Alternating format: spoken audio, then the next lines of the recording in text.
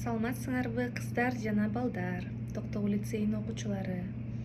Силерди онлайн көрсөм дагы абдан кубанычтамын. Бүгүнкү силерди жыйнаганыбыздын себеби 110 окуучу жакта силердин аты жөнүңөр, кайсы класста окуганыңар жөнүндө маалымат бар. Ошолордун 110дун 48 окуучусу жакындарын жоготкон экен. Ал эми калгандары болсо жашоо шарты начар, же ден соолугу начар, же ажырашкан ата энелердин балдары. Силерди бир бөлмөгө топтогонубуздун себеби ушулардын баардыгы жоготуу сезими менен байланыштуу.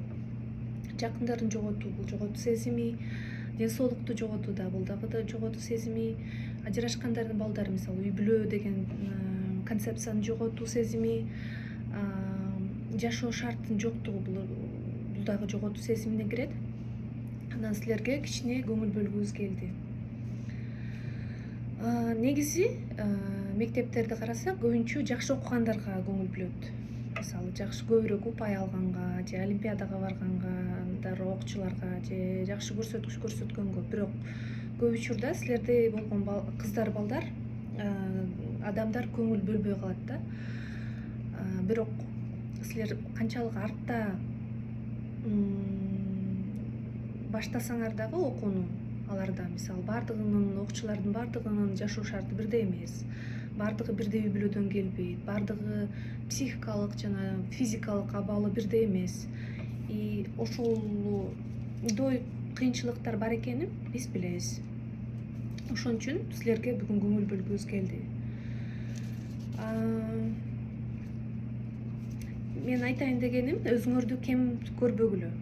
Анткени мисалы жашоо шарты начар болгон үй бүлөдөн келсеңер деле бул ресурстун аздыгы деген сөз. Бирок адам катары силер ылдый эмессиңер. Жакындарын жоготкон мисалы ата энеси жок болсо, өзүңөрдү да кем сезбегиле, анткени бул жерде силердин күнөөңөр жок.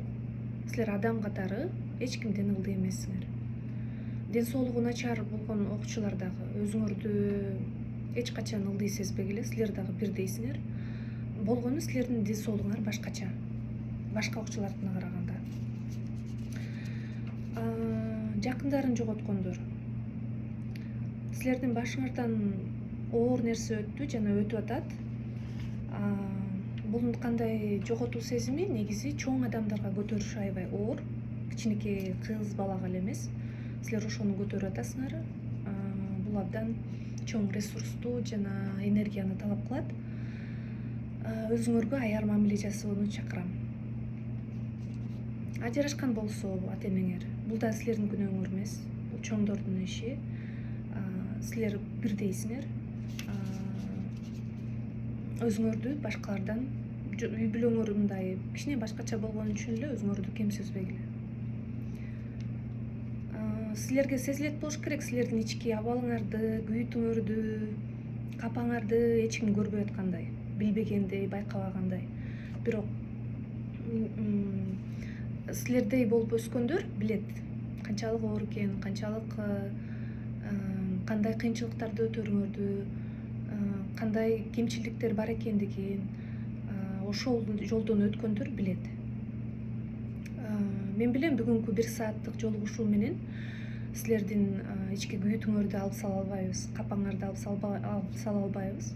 Бирок 5-10 мүнөт болсо дагы силерге мындай жылуу мамиле тартуулагыбыз келди. Бүгүнкү жогоруда айткандай жоготуу сезими менен байланыштуу дебедимби? Ошого силерге бир кеңеш бергим келет. 3 негизги китеп. Мен ойлойм, ушу көп эле китеп окудум. Анан ошондон эң пайдалууларын силерге дагы сунуш кылгым келип атат. Балким убактыңар болгондо силер да окуп көрөсүңөр, ойлонуп көрөсүңөр. Ушул китептер силер окшогон окуучуларга, силер окшогон абалдагы адамдарга жакшы жардам берет. Биринчиси, мен аталыштарын жана авторлорун ушул видеонун астына жазып коем. Биринчиси On Grief and Grieving, Элизабет Кублер, анан Дэвид Кислер деген адам жазган. Абдан жакшы информация берген бул китепте. Эмнеге? Мисалы жоготуу сезими боюнча ошол жоготуу сезими биздин психикага кандай процесс кылат, ошолорго токтолгон. Мисалы жакын адам жоготкон, биринчи шок, ишенбейт, мисалы denial деп коет ошону.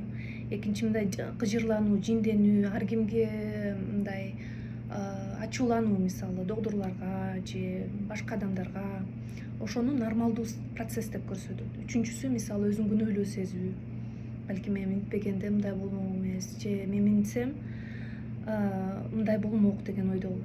Андан кийин депрессия, бул өтө мындай капалаган болгон период. Анан бешинчи кабыл алуу.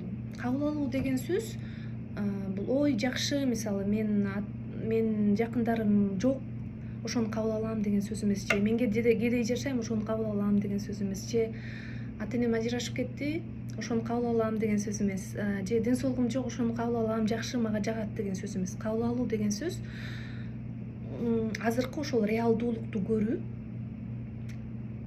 ошого багынуу жана андан ары кандай жашашты мындай пландоо.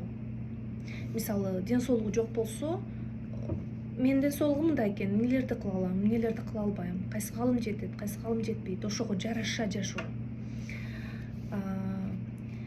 Ал эми экинчи китепти сунуштайм, Man's Search for Meaning. Виктор Франкл жазган, бул да психолог, абдан күчтүү адам. Мурун жана еврейлерди нацизмда аябай кыйнаганда ушул психолог дагы ошол лагерде болгон. Көп жакындарын жоготкон. Немецтер аялын, агасын, ата энесин, көптөгөн жакындарын жоготкон. Ошол анан лагерде аябай көп кыйноолорду өткөн. Физикалык, моралдык, эмоционалдык, буларды киши эмес деп эсептешкен да, анан аябай көп кыйынчылыктарды өтүп, ошондо лагерде өткөн күндөрүнүн окуяларын жазат. Абдан керектүү, өзү кандай ойлор менен, жакшы ойлор менен, жакшы кеңештер менен бөлүшөт ушундай оор абарларда, оор кырдаалда кандай жеңип өтүш керек дегенде. Үчүнчүсү Finding Meaning, The Sixth Stage of Grief деген Дэвид Кислер кайра эле жанагы биринчи китептин мугалими менен студент жазган, а бул китепти болсо студенти уланткандагы бир стейдж дагы кошкон. Мунун себеби бул жанагы экинчи Виктор Франклдын окуясын окуп абдан ошондон таасирленип, анан Finding Meaning деген китеп жазган. Муну кыскача айтканда, адам бир кандайдыр бир кыйынчылыкка келгенде кыйналат да, анан ошол кыйналбаш үчүн, өтө мынчалык кыйналбаш үчүн, ошону жеңиш үчүн бир маани табыш керек ошондон деген да. Маани тапкандан кийин кичине жеңилирээк болот биздин психика, биздин денебизге. Анан ошол Виктор Франклдан таасирленип ушул китепти жазган. Бул үч китеп тең англис тилинде. Эгерде кыргызча окуйм десеңер, мен Фейсбукта жана Инстаграмда постторум бар, мындай шарикче фиолетовый цветте. Эгер ошолорду карасаңар, 100га жакын мен кыргыз тилинде ошо жоготуу сезим боюнча жазгам. Окуп көргүлө бош убактыңарда, балким силерге пайдалуу нерсе өзүңөргө табасыңар.